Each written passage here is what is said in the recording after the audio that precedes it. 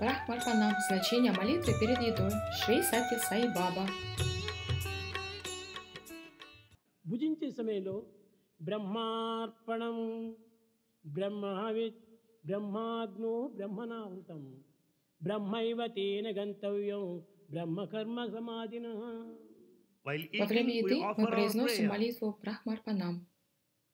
తర్వాత దీన్ని ఇంకొక ప్రార్థన చేస్తుంటారు. Мы можем молиться по-другому. బ్రహ్మార్పణం అంటున్నావు. Мы предлагаем Богу. Где находится Бог? అని విచారణ చేస్తే లోపల నుంచి జవాబు వస్తుండాది. Когда задаете этот вопрос, вы получаете ответ изнутри.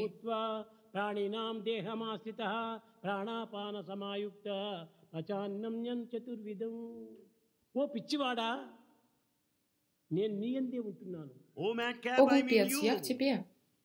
నేను నీలోనే ఉన్నాను. Воистину, я пребываю в тебе. ఆహారం అంతా కూడా నేను జీర్ణింపజేస్తున్నాను.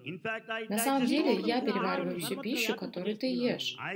Я отвечаю за циркуляцию содержимого пищи. అందించేటువంటి ఒక స్వభావమే నాది.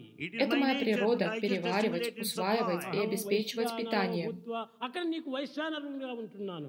В вашем теле я пребываю в форме Вайшванары, огня пищеварения, а за пределами вашего тела в форме Вишну.